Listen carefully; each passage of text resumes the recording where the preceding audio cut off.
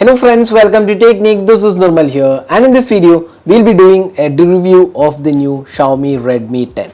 So Xiaomi Redmi 10 was launched in India for a price starting 10,999 for the 4GB RAM, and the 6GB RAM retails for 12,999.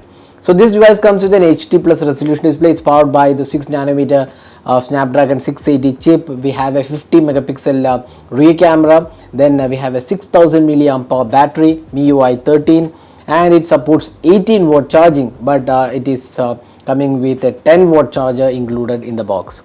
So that's the quick hardware aspect of the Redmi 10. So let's see how this device fares in this price segment, and is it really a worthy device for 10,999 pricing. That's what we're going to talk about in this video. So before getting started, if this is your first time on this channel, do hit that red subscribe button and also hit the bell icon to get notified of all the videos we publish. So let's begin. So first up, let's have a look at the design and build quality. Now looking at the design, the front panel design is quite okay for the budget segment. We have a water drop notch. It's a 5 megapixel selfie camera. The bezels have been kept to minimal. Even the bottom bezels aren't bad for a budget device around the 11,000 price segment. Now we get a larger 6.7 inches display. Now you can see a SIM card slot on the left side. On the right side we have the power and volume keys. The fingerprint scanner is neatly integrated into the camera area. So you can see it's a dual camera setup, although there are 4 slots available. It's a dual camera setup, and we have the Redmi branding as well. This is the fingerprint scanner. It's a neatly arranged fingerprint scanner, but the access to fingerprint scanner isn't very very easy to use, because it's slightly placed at a higher position, but nevertheless it does work pretty well. Now you get the USB Type-C port at the bottom, the speaker unit, and you can also get the 3.5mm audio jack at the top. So it's fairly well equipped device, and you can see that the back panel has a pattern finish. Some slanting lines are included, which actually feels quite good, and especially this color definitely looks good. The design actually feels quite okay for the budget segment it is being offered, and the material finishing is also quite good.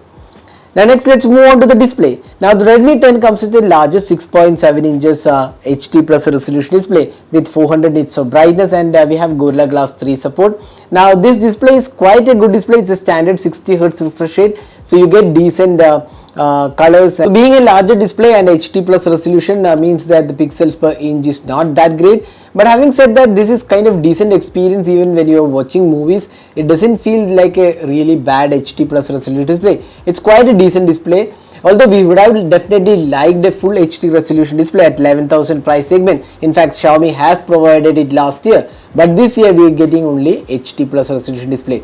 Now that's one of the downsides, I would say. It's supported by Gorilla Glass 3 on the front panel. Now the touch response feels quite okay, and overall quality is quite decent, I would say. Now moving on to the software experience. So this device comes with a MIUI out of the box. So we have the MIUI 13, and it's running on Android 12. So that's one of the downsides, I would say. Even almost we are into 4 months of 2022, and we are still getting only Android 11 for budget devices. Android 12 has not yet come for the budget devices, so that's kind of disappointing. But you do get MIUI 13. That's good thing. So it is coming with either 2 variants, either the 4 plus 1 gigabyte additional RAM, or you get 6 plus 2 gigabyte additional RAM, and this is powered by the Qualcomm Snapdragon 680 chip. Now in terms of UI experience, you get all the experience you generally see on MIUI devices. You get the game turbo video toolbox, floating windows, light mode, then additional options, customization like themes, and a whole lot of applications you generally see on the MIUI devices are available here as well. So it's a well equipped MIUI 13, and it feels quite good. We did not see any sort of major issues on this device in our testing. Now moving on to the performance. So this device is powered by a Qualcomm Snapdragon 690 chip, and it's a good chip actually for the budget segment, especially for the 11 to 12k price segment. The 680 performed quite well. Again, this is not a gamer's device, so don't expect a great gaming experience out here, but it is decent in terms of day-to-day performance. Hardly you see any lag or issues. It's quite okay for this segment, and it is coupled with either 4GB RAM or 6GB RAM, and it produces decent experience overall. Now this device comes with dual VoLTE, 4G LTE and voice over Wi-Fi, so all those things are included. The call quality is pretty good, and the fingerprint scanner experience is also quite okay.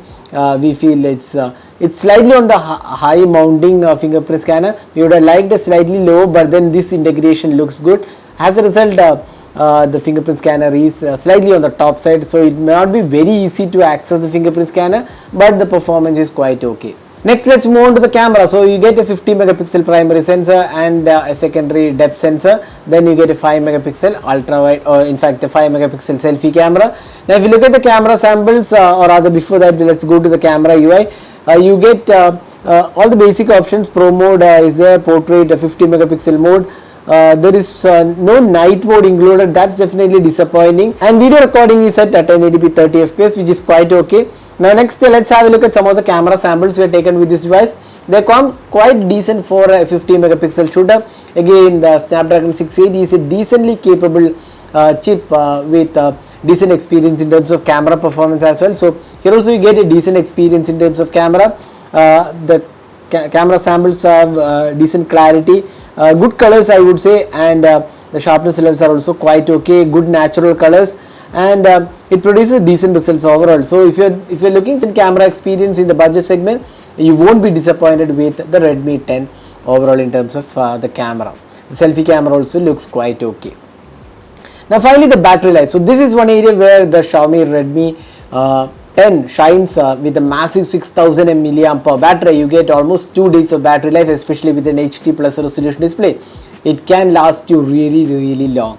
Now the disappointing aspect is that although this device supports 18 watt charging, there is only 10 watt charger included, which is probably definitely a downside. We would have expected Xiaomi to ship the 18 watt charger. So that's one of the missing aspects on this device. But otherwise, the battery life is really stellar on this device. So that was our experience with the Xiaomi Redmi 10, which is launched at a price of 10,999 for the 4GB RAM and 12,999 for the 6GB RAM. So what are the pros and cons? The pros include a larger display, then you get good design and build quality, decent performance. MIUI 13 is offered, decent camera experience too, excellent battery life, and it's in quite a decent overall package as well. But the downsides, you get only HD plus resolution display. Now we would have definitely liked a full HD resolution display, and second, probably there is only a 10 watt charger.